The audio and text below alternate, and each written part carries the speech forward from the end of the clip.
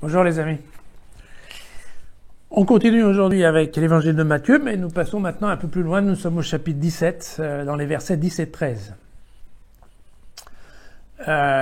Et donc vous vous souvenez, il n'y a pas longtemps, on a vu cette histoire de Jean-Baptiste qui était considéré comme Élie, le retour du prophète Élie, tel que ça avait été annoncé dans la prophétie de Malachie. Et encore une fois, pour ne pas quitter le sujet de la différence entre Jean-Baptiste et Jésus, les disciples l'interrogent et lui disent « Pourquoi les scribes disent-ils qu'Élie doit venir d'abord ?» D'abord étant avant Dieu. Et il répondit « Certes, Élie va venir, il rétablira tout, mais je vous le déclare, Élie est déjà venu. En fait, et au lieu de le reconnaître, ils ont fait de lui tout ce qu'ils ont voulu. Le Fils de l'homme, lui aussi, va souffrir un peu. » Alors les disciples comprirent qu'il leur parlait de Jean le Baptiste. Fin du paragraphe. Et donc, voilà, la question c'est, nous avons sauté, nous étions tout à l'heure dans le chapitre 11 et maintenant nous sommes au chapitre 17. Or, il s'est passé quelque chose au niveau du chapitre numéro 14, c'est que, bon, peut-être vous connaissez pas l'histoire, mais voilà, Hérode avait organisé une fête à la maison avec sa femme et sa fille.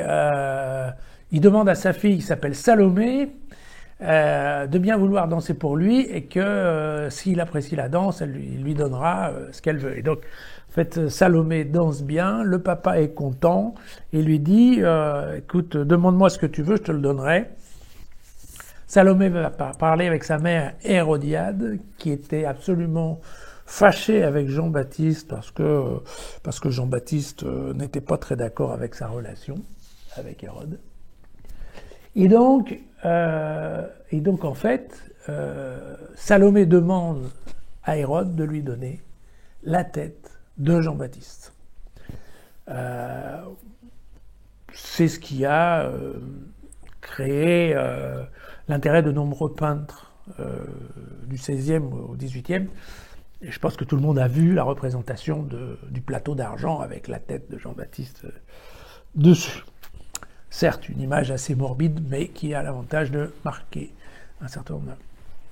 Et donc, très clairement, voilà, ce que Jésus leur dit, écoutez, en fait, vous avez raison, Élie va revenir, il va tout rétablir, parce que c'était l'idée, hein, les Juifs, c'est que quand Élie allait revenir, il allait devenir roi, et on allait voir ce qu'on allait voir, c'est-à-dire que Israël allait redevenir un grand pays, et que voilà, tout allait revenir comme avant, avec plus un intérêt de révolution politique d'ailleurs que de révolution religieuse. Et en fait, Jésus leur dit, non mais attendez, vous ne l'avez pas vu passer, mais en fait, Élie c'était Jean, et vous avez vu ce que on en a fait. Et donc, et Jésus d'annoncer, vous savez, le Fils de l'homme, moi, je vais aussi devoir souffrir un peu. Et on sait bien évidemment ce qui vient derrière. Voilà. Donc c'est un évangile assez court qui a ce point, à mon avis, intéressant, qui est la notion. Voilà quoi. Élie est venu, vous ne vous en êtes même pas rendu compte. Et donc, bien entendu, la question qui vient derrière, c'est est-ce que nous nous sommes rendus compte du passage de Jésus? Est-ce que si un jour Jésus revient, est-ce qu'on s'en rendra compte?